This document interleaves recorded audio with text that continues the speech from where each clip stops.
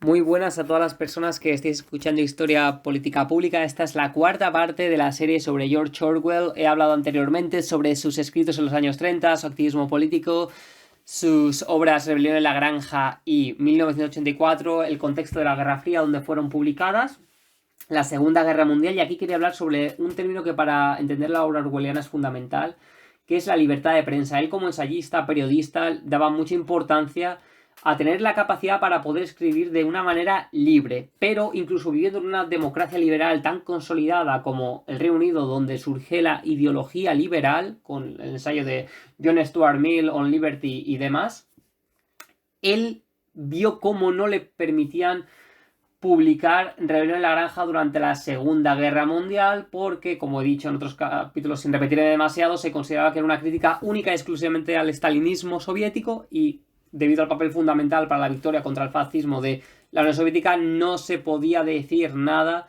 que pudiese enfadar a los estalinistas, a los soviéticos. En Rebelión en la Granja hay un prólogo que es fundamental para comprender ese paradigma de Segunda Guerra Mundial y Guerra Fría en la obra literaria de George Orwell. Hay un ensayo que se llama La libertad de prensa, pero que fue hallado en el 71, es decir, 21 años después de la muerte de Orwell. Y aquí muestra las censuras que tuvieron lugar en aquellos años y que él vivió de primera mano en la Guerra Civil Española. El escritor británico básicamente decía que mientras no se tratase de comprometer el prestigio de la Unión Soviética, el principio de libertad de expresión ha podido mantenerse vigorosamente. Orwell es un escritor muy sarcástico. Viene a decir aquí que sí, todos somos libres para decir lo que queramos, siempre y cuando los que están en el poder no nos impidan decir lo que queramos. Y como la Unión Soviética era un aliado fundamental del Reino Unido, de Francia y de Estados Unidos, en la Segunda Guerra Mundial no se puede decir nada contra ellos. Y Orwell continúa. Publicación tras publicación, sin controversia alguna, se han ido aceptando y divulgando los puntos de vista soviéticos con un desprecio absoluto hacia la verdad histórica y hacia la seriedad intelectual. Por citar solo un ejemplo, continúa Orwell, la BBC celebró el 25 aniversario de la creación del Ejército Rojo sin citar a Trotsky. Es decir, el creador del Ejército Rojo, Trotsky, no es citado en ese aniversario. Y Orwell continúa, lo cual es algo así como conmemorar la batalla de Trafalgar sin hablar del almirante Nelson, que ahora sigue estando en una estatua gigante en la batalla en Trafalgar Square, en el centro de Londres.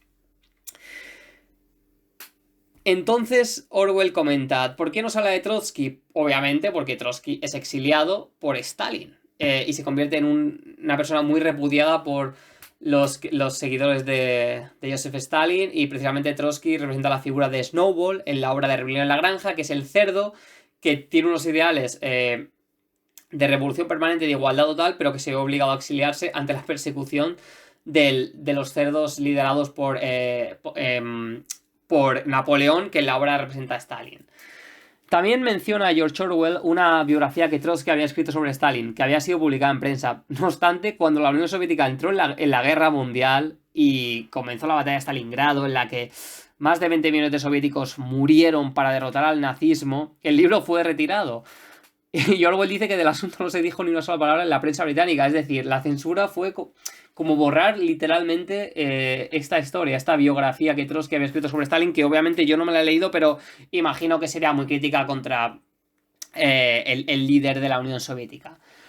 Orwell se sintió muy decepcionado con la mayor parte de los intelectuales británicos que habían, según sus palabras, estimulado una lealtad del tipo nacionalista hacia la Unión Soviética, y llevados por su devoción hacia ella, sentían que sembrar la duda sobre la sabiduría de Stalin era casi una blasfemia.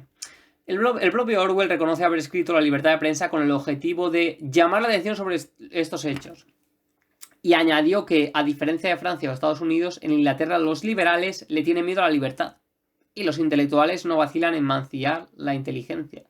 Liberales que tienen miedo a la libertad, que es la premisa fundamental del liberalismo. Orwell obviamente estaba siendo muy crítico con una democracia teóricamente liberal en la que él se había criado.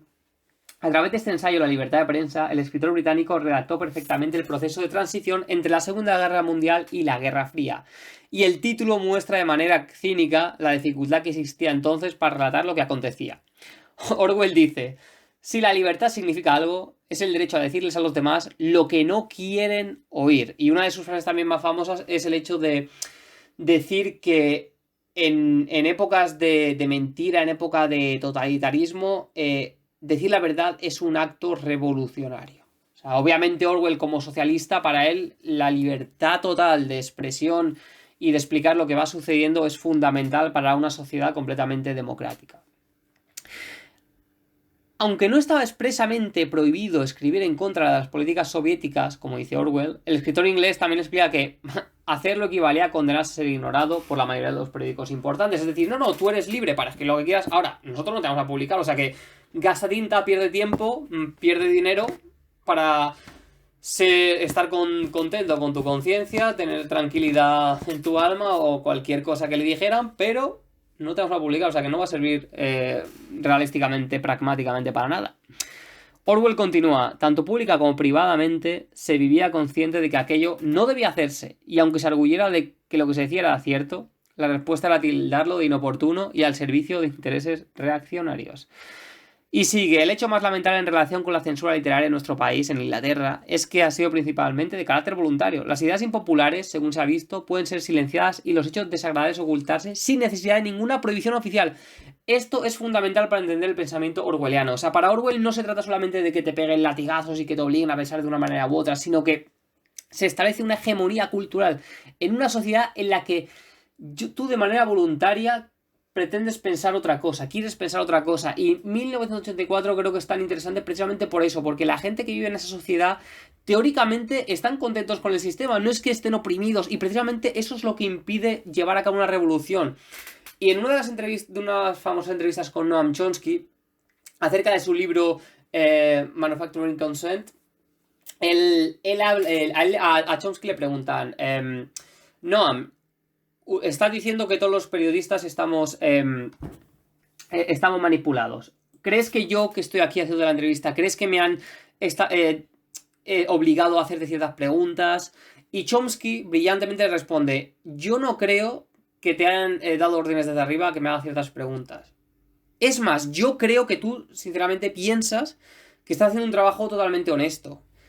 Lo que yo digo simplemente en mi libro sobre la manipulación mediática es que si tú fueras con otros ideales a hacer otros tipos de preguntas, tú no estarías sentado delante mía. Habrían puesto a otra persona. Y eso es lo interesante del pensamiento contra los regímenes totalitarios que lleva a cabo Chomsky y que lleva a cabo Orwell. No es la idea esta de manera explícita prohibirte hacer algo, sino que de manera simbólica, en una especie de sociedad en la que la hegemonía cultural se ha extendido para hablar sobre diferentes temas, no sea posible, o sea prácticamente imposible, hablar de algo que salga de la norma. Y eso lo analiza muy bien Tocqueville en sus libros Democracia en América, diciendo, no, si aquí hay libertad para pensar y para hablar, pero si tú hablas de cierto tema, no te van a escuchar, te van a mirar raro. Entonces, ¿de qué sirve de manera real esa libertad? Y las sociedades de hoy en día es fácil también mirar diferentes paralelismos. Cualquier persona que se vaya de la norma establecida, aunque tú tienes libertad para decir lo que quieras,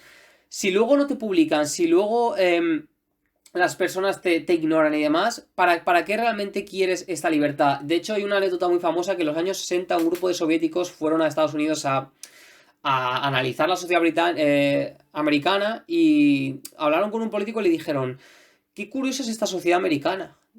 Aquí, bajo el paraguas de la libertad y sin tener que oprimir a nadie de manera física, de manera directa, sin encarcelar, la gente piensa igual.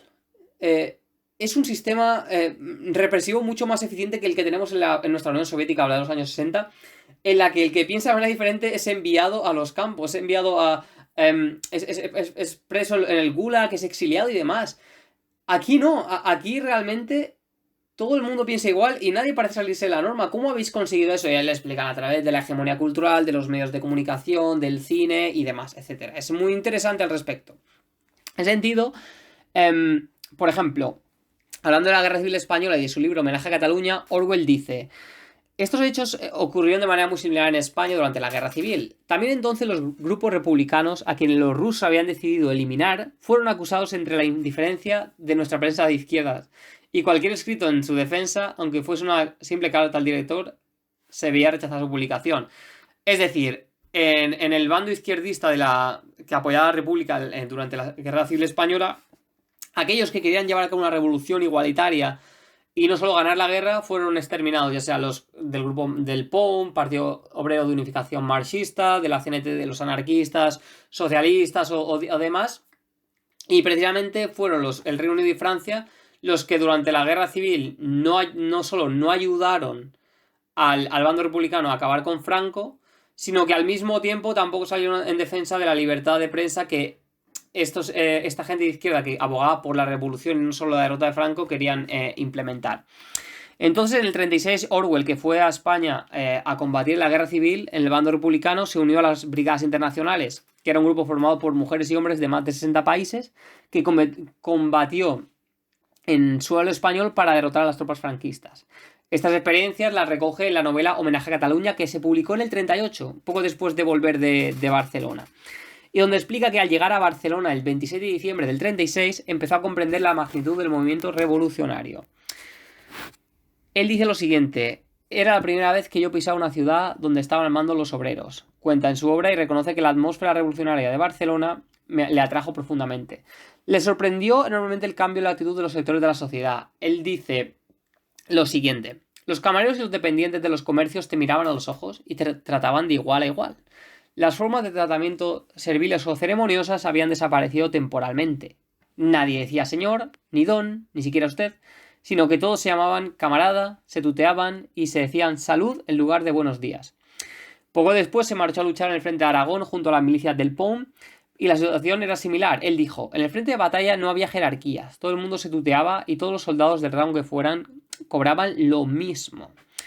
Su objetivo era terminar con el fascismo, como él mismo reconoció en una de sus frases más célebres. Dice lo siguiente: si me hubiesen preguntado por qué me había enrolado en la milicia en España, habría respondido: para luchar contra el fascismo. Y si me hubiesen preguntado por qué causa estaba luchando, habría respondido simplemente por decencia.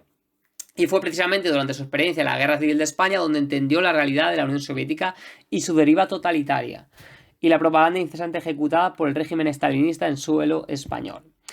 A pesar de haber luchado en el bando republicano contra el ejército de Franco, Orwell fue acusado de traidor por los que eran supuestamente sus aliados anteriormente al inicio del conflicto. Fue perseguido y tuvo que huir del país.